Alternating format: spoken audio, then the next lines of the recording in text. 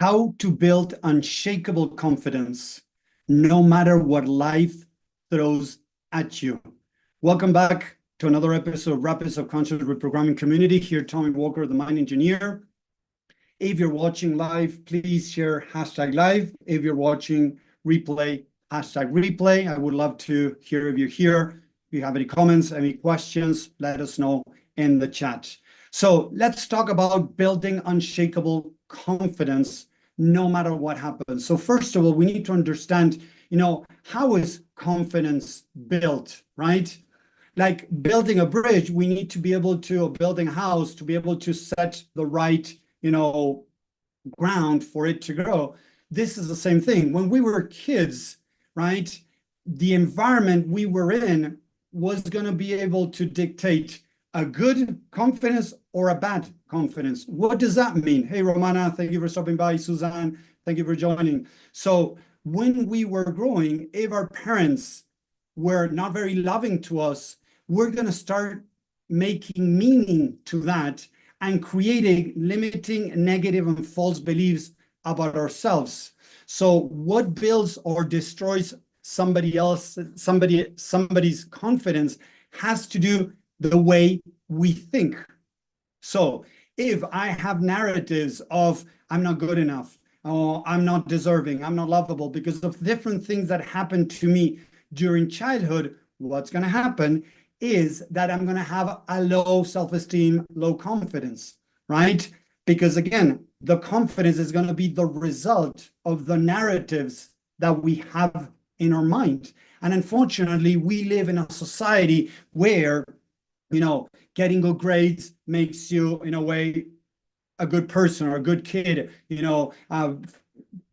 being successful, playing good sports, or whatever. It's in the doing that we're valued. So if it's in the doing how we're valued, unfortunately, we're going to start learning that we need to do and accomplish things to feel good about ourselves. And that is going to destroy our confidence, people. Because if I need to do, imagine this, if I'm going to start playing basketball, right? Do you think that I'm going to be good at basketball if I just start playing basketball? What is the answer? Of course, no. I'm not going to be good at basketball if I'm starting to play for the first time, today. But unfortunately, according to how I have been programmed, that in the doing, I'm valued, what is going to happen, people? As I'm not going to play good basketball, I'm going to draw the conclusion that I'm not good enough. And my confidence is going to be destroyed. Instead, if I would be able to come from a place of, hey, I'm learning how to play basketball, so I'm going to suck at it when I'm starting. Or if I'm doing acting, I might suck at acting at the beginning. Or if I'm doing whatever I'm doing, if I'm able to understand that I'm starting, that I'm learning, that I'm getting better at it, instead of being from a place of my self-value is going to be given by the amount of, scores that I put into, in this sport, in the paid gig that I get as a potential actor, or the amount of clients that I have, or the money that I make. And this is how most people are working on, building their confidence from results based. The problem is we set the wrong expectations, and then what we're doing is setting ourselves up for failure. Because again, first of all, our confidence shouldn't be tied up by our results. And it is, unfortunately, it's from the doing. So if we look in an area that we are confident, we didn't develop that confidence or that, good, performance or, thought process, whatever in an area. Maybe you are good at accounting. Were you good at accounting when you started? I'm pretty sure you weren't. Maybe you went to school, maybe you went to college, to university to help you learn the skills that you learned. But at the beginning, you were not good at it normally. The same thing at sports. You might have a predisposition to be better at sports than others, but that doesn't mean that when you start playing soccer, football, basketball, you were good at it. So again, our confidence is destroyed by the narratives that we have in our head. And as I always say, most people are not even aware of their narratives. I talk to a lot of people that they tell me, oh, Tommy, I believe that I'm good enough. I believe that I can make money. I believe that I can make this relationship work. I believe that I can do this. I believe I can do that. But they don't realize that deep down, they have other narratives that are running the show. Because remember, it's not what we think consciously, what is holding us back, is what we think subconsciously. So I might think consciously that I deserve, that I'm going to make it, that I'm a good actor, I'm a good actress, or whatever it is that I'm trying to convince myself around a specific area of my life. But that doesn't matter what I believe conscious at a conscious level. It's subconsciously. So that means that, first of all, whatever we're telling ourselves, normally it's not the entire truth, because if we're telling ourselves that I deserve money, that I'm a good actor, I'm a good actress, that I'm going to make it, whatever, and my actions are not aligned with what I'm saying, those actions are aligned with your subconscious mind, not with your conscious mind. So first thing to start understanding, right? So if you believe that you deserve to make more money, but you're procrastinating sending the resume out, if you believe that you deserve, something different in any area of your life, and you're not taking actions towards that, and you're procrastinating, you're postponing, what you're telling me, it's not actually what you're thinking. You're telling me what you would like to think, but what you're thinking deep down in the subconscious mind is something totally different. Because if you really believed that you deserve more money in your job, a better paying job, whatever, and you're not, and if you truly believe that subconsciously, you would be taking actions towards that area. If you're not, what you're telling me is that you don't believe that. So again, going back to, confidence. To build that confidence, we need to start exploring the mind to find the narratives that is bringing that confidence down. Because the confidence is within you. It's not something that you need to learn. No, because again, if I look in certain areas of your life, I'm pretty sure that I'm going to find some confidence, whether it is as a parent, whether it is as a partner, whether it is as a, worker, business owner, or, job. In some area of your life, I'm pretty sure that we might be able to find some confidence. Maybe you speak up to a friend of yours when they do something you don't like, you're able to tell them. That requires confidence. So how can we bring that into other areas, right? Because if you have a little bit of that, then we can just, remove, and this is what I believe, remove what is blocking your confidence. So it's not about developing confidence as something I need to go out there and practice, like go running. What I need to do is change the narratives in the subconscious mind that are making me lose my confidence. You see, it's the other way around, like most people are talking. Most people focus on gaining confidence and working on doing exercise to gain confidence. It's not wrong, don't get me wrong, but the most effective thing is to find the narratives that might be bringing your confidence down.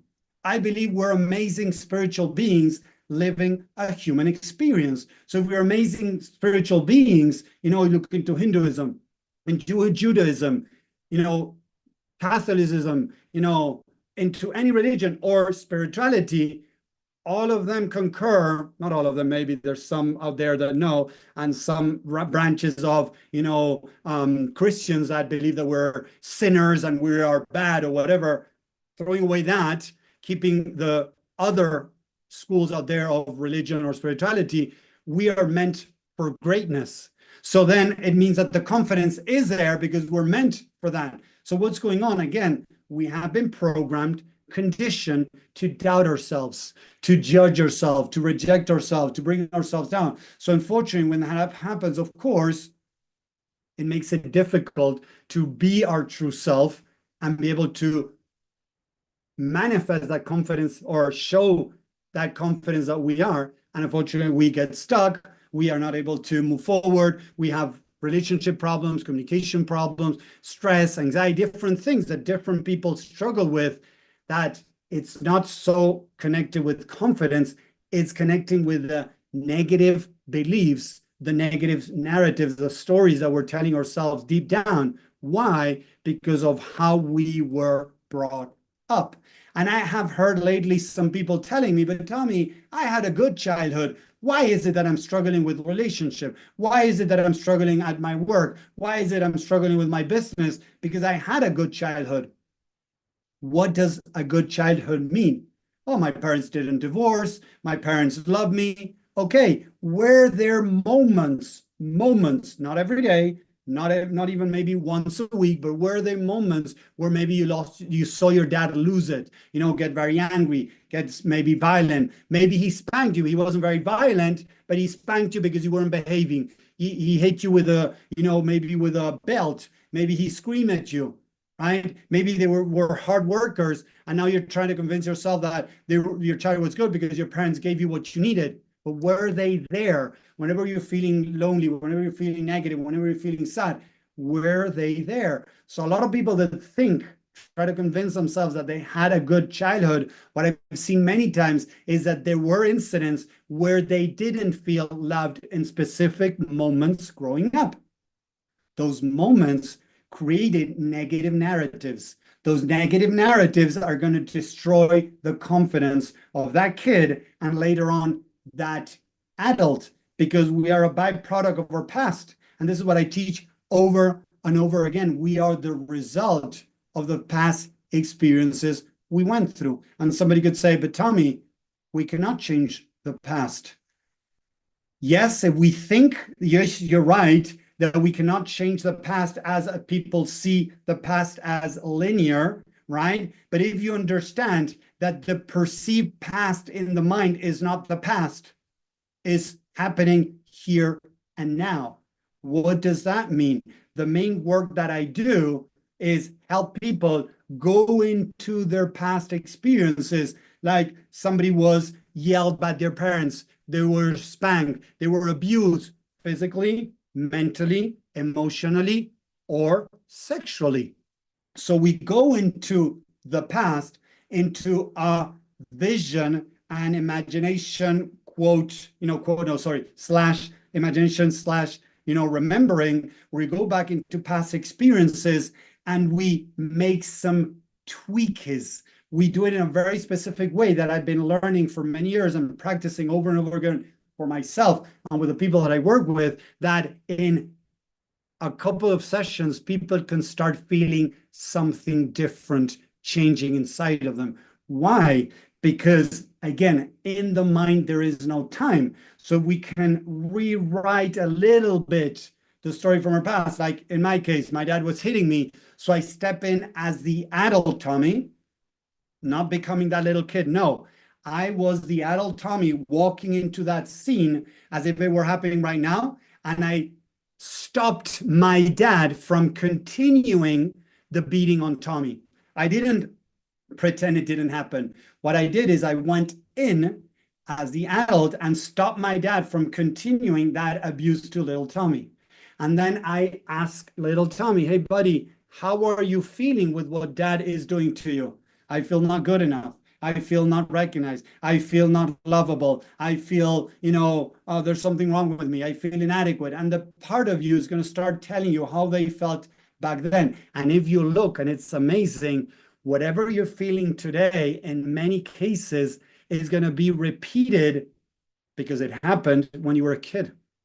So I work with a lot of people that say, tell me, Tommy, I'm feeling right now because I'm not getting this gig. My boss is not giving me a raise. I'm not getting that, acting role or whatever. People tell me I'm not feeling good enough. I feel inadequate. And then we go back into a past memory that they start reliving as if it were happening now. And they tell me, oh, that little kid felt inadequate. That little kid felt not good enough. That little kid felt that there was something wrong with them. So whatever happened in your childhood, you're going to repeat it again today because you're seeing the world through those lenses. You're seeing the world from that little kid that went through that experience. So I work with couples that many times they tell me, and I've heard this in the past month, I heard this several times in the past month, like one of them telling me, Tommy, I feel the person is not committed to the relationship because blah, blah, blah, blah, blah. According to their own lenses, their partners was not committed to the relationship because they were doing this or were not doing something. And actually, they were telling themselves that story. Because when I talked to their partners and I helped them communicate better, it had nothing to do with a lack of commitment to the relationship. It had to do with one of the partners struggling with something that was acting, behaving in a specific way that the other person interpreted because of their own inner world as a lack of commitment. Look how weird that sounds. One of the person in the relationship was behaving in a very specific way because of their unresolved issues, and the other person was interpreting this instead of saying, oh, Mike is behaving like this because he has unresolved issues. They were saying, oh, Mike is behaving like this because he doesn't love me. Seriously. So again, the confidence was shook of those people because of their own narratives, not because of the confidence. It had nothing to do with confidence. Confidence is the byproduct. Listen to that again. Confidence is the byproduct of your narratives, and your narratives are the result of the byproduct of the experiences you went through as a kid that created those emotions and created those stories, those narratives. So what is great, people, is that you can go into the past, not actually as in a timeline like in Back to the Future, like Fox going back to the past and changing the past and then living in a different life today, right? Or a different house or a different partner. No, it doesn't work like that. But you can go into your mind, access your subconscious mind, start changing those events from your past and the way your younger version interpreted and created the stories. So you can change those stories, change the way you see the world, and the way you see the world today starts changing. As you change the world you see today, the world starts changing. So the way the world is the way you see it. You change the world, you see it, and the world changes. I know it sounds so weird, but again, if you're coming from a lens, yes, of I'm not good enough, and your partner does something to you, your boss, your kids or something, you might interpret that as, oh, I'm not good enough. But if you start removing that lens and you start understanding that other people might have their unresolved issues, they might not be able to see maybe your boss, maybe the company that is hiring actors or coaches or whatever, that they're not seeing your value because of their own limitations. Or maybe you're not a good fit for them, but that doesn't mean that you don't have any value, that you're not good enough. That is your lens.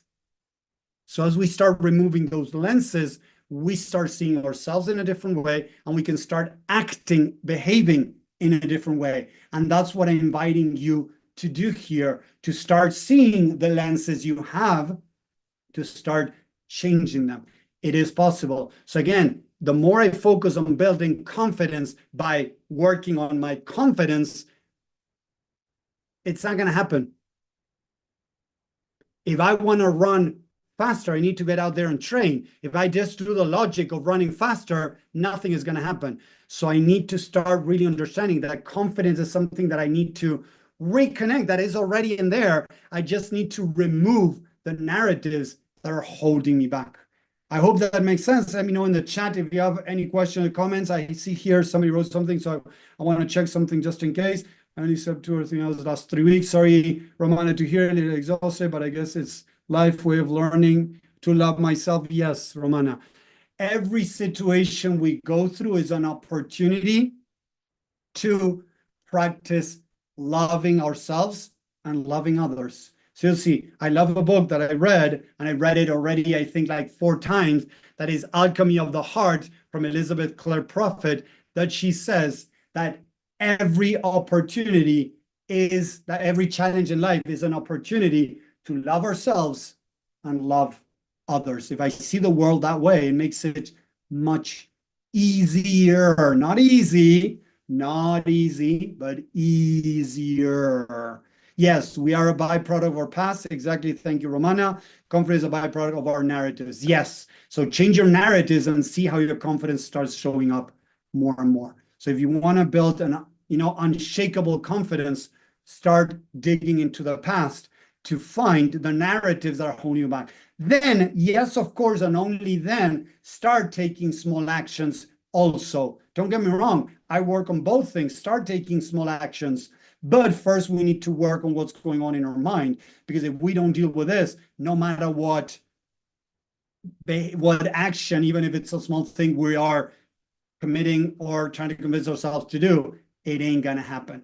Okay, so I hope that makes sense. Thank you, Mike, for stopping by the past in a DeLorean. Yeah, thank you very much for the DeLorean. Exactly. We cannot change the past with a DeLorean, as in the movie, yes, but we can sit down in our imagination and go into the past, right, in our mind and rewrite that past. For the mind, there is no past. For the right lobe, and this is science, guys, you can read the book, and it's not me saying this, right, because it's convenient. No, you can go read the book written by Van der Kolk, that he talks about this, that, you know, the body keeps a score. The name of the book is The Body Keeps a Score. He says, proven by science and studies, everything in the book, you can find it. The right lobe many times is running a past memory, and for the right lobe, it's happening now. So what you can do is you can start working with the mind to replay that memory, understand what is happening. Why am I feeling the way I'm feeling? What is the story I'm creating from that past memory? And start helping yourself change a little bit, adapt that story to understand that it wasn't that I was inadequate and that's why my dad was hitting me. It wasn't that I was a bad kid, that's why my dad was hitting me. My dad was hitting me because of his own unresolved issues and limitations. So when I start telling that to my subconscious mind, to the right lobe, to my past memory, little Tommy starts thinking in a different way. Oh, it's not that I was inadequate. My dad had limitations, so I am still good enough. And I start changing the narratives or programming in the mind that way, in a very loving way. This is not about throwing positivity, NLP just in there, just, hey, learn this. Now this is the truth. No, it doesn't work like that.